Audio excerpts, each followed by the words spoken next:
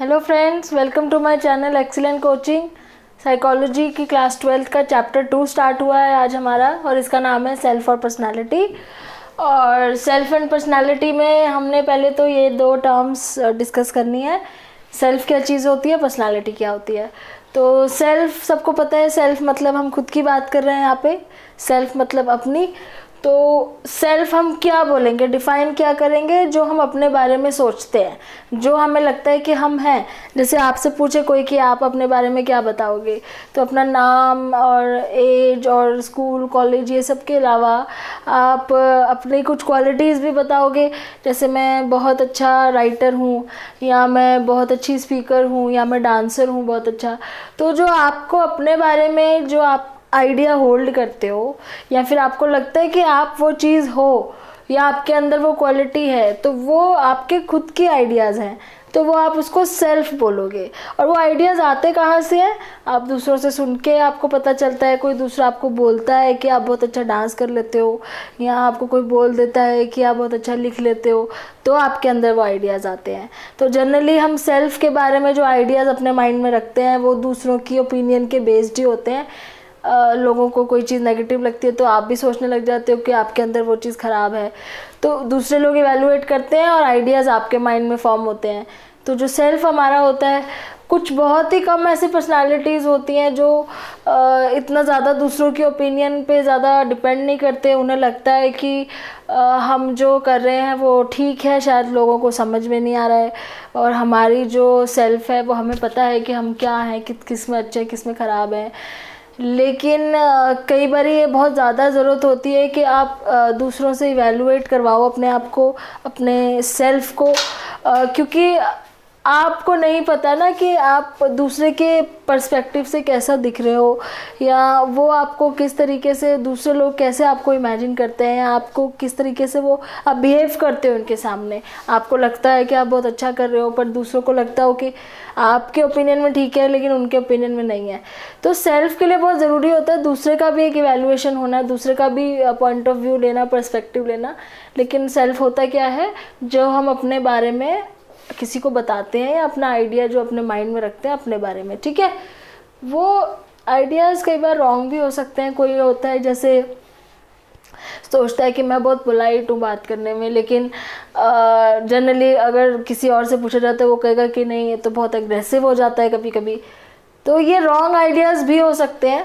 Depend करता है कि आप अपने आप को ऑब्जर्व कितना कर रहे हो, अपने बिहेवियर को। जो अपने बिहेवियर को नहीं ऑब्जर्व करता, इम्प्रूव नहीं करता, उसका जो सेल्फ आइडिया हो सकता है वो रॉन्ग भी हो। और जो ऑब्जर्व करते हैं, रेगुलेट करते हैं अपने आप को, इम्प्रोवाइज़ करते हैं, ज़्यादा बेटर बनाते हैं, कोशिश करते हैं कि दूसरों के ओपिनियन सुन के बेटर हो सके, ना कि और ज़्यादा नेगेटिव, तो वो उनके आइडियाज़ हो सकता है कि सेल्फ के ज़्यादा क्लैरिटी हो, ज़्यादा क्लियर हो, ठीक है। तो ये हो गया self, the ideas that we hold about our self. Personality क्या चीज़ है? अब इसमें पर्सनालिटी कैसे होती है? जो जनरली पर्सनालिटी आपको अपने बारे में पता होता है आप कैसे हो, और आपकी पर्सनालिटी दूसरों को भी दिखती है, अच्छी भी होती है। कई बार कहते हैं अच्छी पर्सनालिटी अट्रैक्टिव लगती है, जिसको नहीं लगती वो कहते हैं ख़राब पर्सनालिटी है। तो खैर वो तो हम बाद में पर्सनालिटी की डिटेल, जब पर्सनालिटी के बारे में पढ़ेंगे तो उसमें देखेंगे कि हम जनरली लोग अच्छी किसको बोलते हैं, ख़राब किसको बोलते हैं। पर ये होता है क्या है? Relatively stable pattern of behaviour होता है। स्टेबल पैटर्न ऑफ बिहेवियर मतलब अगर किसी की पर्सनालिटी बहुत डायनामिक, बहुत ज़्यादा मतलब आउटगोइंग है, या एक्सट्रोवर्ट है, जिसको बहुत ज़्यादा बोलना पसंद है, बहुत ज़्यादा अटेंशन में रहना पसंद है सबकी, तो उसकी पर्सनालिटी हर जगह उसी तरीके से बिहेव करेगी, वो हर जगह वैसे ही दिखाएगा अपनी पर्सनालिटी। तो एक स्टेबल पैटर्न हो जाता है रिलेटिवली, सिचुएशन के अकॉर्डिंग। रिलेटिवली मतलब कुछ सिचुएशंस में नहीं भी हम दिखाते हैं, डिपेंडिंग ऑन कि सिचुएशन कितनी सीरियस है और क्या चीज़ है। तो रिलेटिवली स्टेबल है, लेकिन फिर भी स्टेबल रहती ही है। अगर कोई इंट्रोवर्ट है, बहुत शाई है, शर्मीला है, और वो ज़्यादा बोलना पसंद नहीं करता है, तो वो ज़्यादातर सिचुएशंस में कोशिश करेगा कि वो वैसे ही बिहेव करेगा। बट डिपेंड करता है कि कहीं उसको कोई अपना बहुत ही बेस्ट फ्रेंड मिल जाए जिसके साथ वो खुल के बात कर सकता है, तो वो उसके साथ उसकी पर्सनालिटी अलग ही हो। तो रिलेटिवली स्टेबल इसलिए लिखा है कि हम टोटली स्टेबल नहीं बोल सकते, लेकिन ज़्यादातर स्टेबल ही दिखती है हर जगह पे। जो एक इंट्रोवर्ट पर्सनालिटी है वो वैसे ही दिखेगी। अब कोई ऑप्टिमिस्टिक है, बहुत ज़्यादा पॉजिटिव सोचता है बहुत ज़्यादा, तो वो मुश्किल से मुश्किल सिचुएशन में भी पॉजिटिव ही सोचेगा। कभी कभार हो सकता है कि उसको कोई ऑप्शन ना नज़र आ रहा हो, कोई सॉल्यूशन ना समझ आ रहा हो, तो थोड़ा सा नेगेटिव हो जाए उस टाइम पे, लेकिन ज़्यादातर वो सिचुएशन में पॉजिटिव ही सोचता है। तो स्टेबल है, लेकिन रिलेटिवली स्टेबल पर्सनालिटी है, ठीक है। तो बिहेवियर जो रिलेटिवली स्टेबल होता है। फिर आपके वर्ड आता है आइडेंटिटी। आइडेंटिटी क्या होता है? जो दूसरे लोग आपको किस तरीके से पहचानते हैं। तो आइडेंटिटी में आपके दो वर्ड्स आ जाते हैं, सोशल और पर्सनल। तो पर्सनल आइडेंटिटी क्या होती है? जो आपको दूसरों से अलग बनाती है, that make you different from others.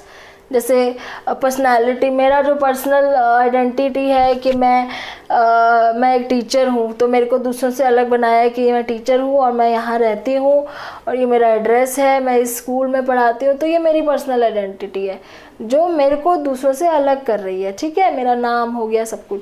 Social identity क्या हो गई? जो मुझे किसी ग्रुप में डाल देती है। जैसे कि अगर मैं देखे जाऊँ तो मेरा प्रोफेशन है टीचिंग, तो मेरी ये सोशल आइडेंटिटी हो गई।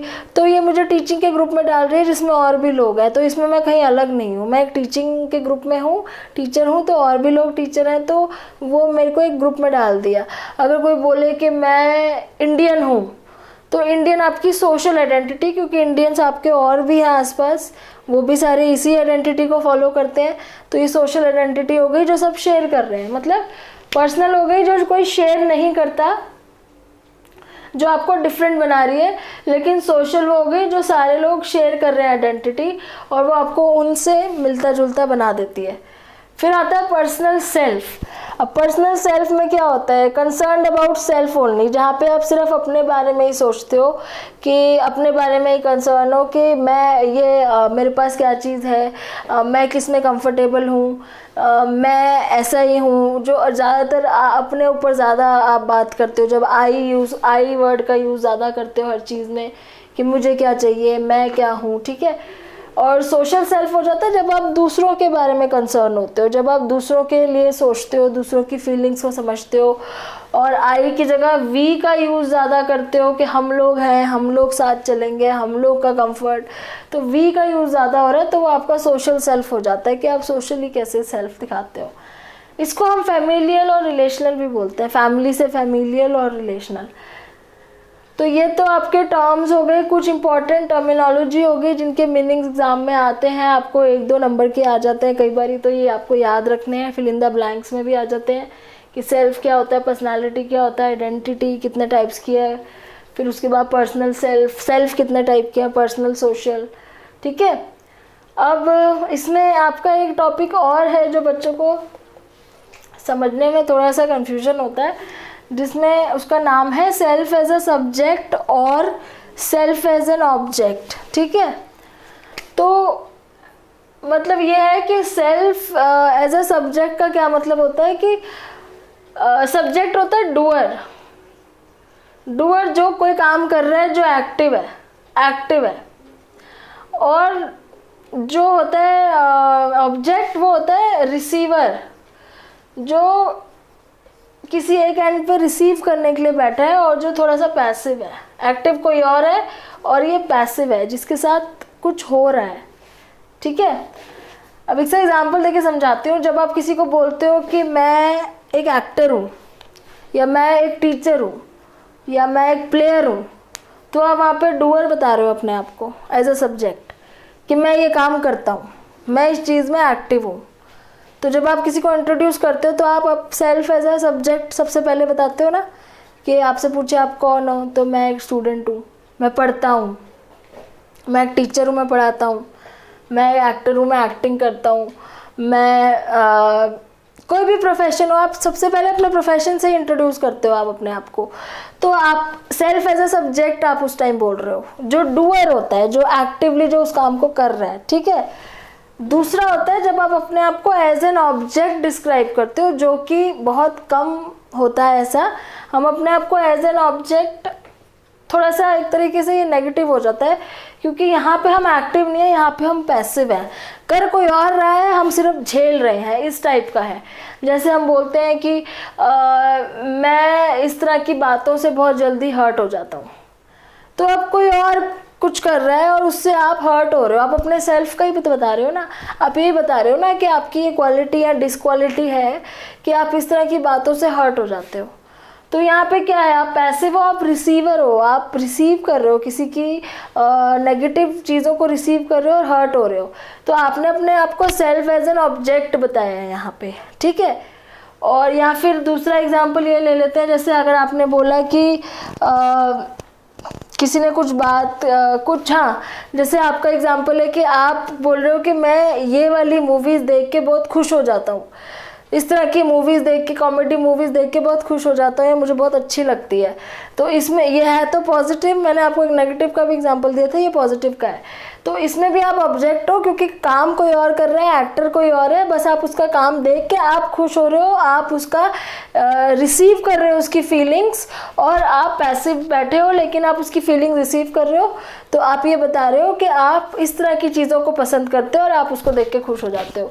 तो यहाँ पे आप डूअर नहीं हो, एक्टिव नहीं हो, यहाँ पे आप उस चीज़ के लिए जाने नहीं जाते, लेकिन आप अपने बारे में डिस्क्राइब कर रहे हो किसी को, जैसे हम किसी को अपने लाइक्स या डिसलाइक्स बताते हैं, अगर आप सिंपली देखो तो यहाँ हम अपना प्रोफेशन जब बताते हैं जनरली, और यहाँ हम अपना डिसलाइक्स या लाइक्स या क्वालिटीज़ ऐसी बताते हैं कि मैं बहुत शाई हूँ, तो मैं बात नहीं करता ज़्यादा किसी से, तो मैं ऐसी सिचुएशंस में जाना अवॉइड करता हूँ। तो ये वो चीज़ है। तो हम अपने आप को दो तरीके से एक दूसरों को डिस्क्राइब करते हैं, एक तो अपने आप को सब्जेक्ट, जो एक्टिवली हम जिसमें काम कर रहे हैं, जो हम पहले बोलते हैं, और दूसरा है ऑब्जेक्ट, जो हम एक्टिव नहीं है, जिसमें हम पैसिव हैं लेकिन हम वो चीज़ फिर भी फील करते हैं, हमारे अंदर वो चीज़ है जो किसी और के करने की वजह से रिएक्शन हमारे अंदर आता है।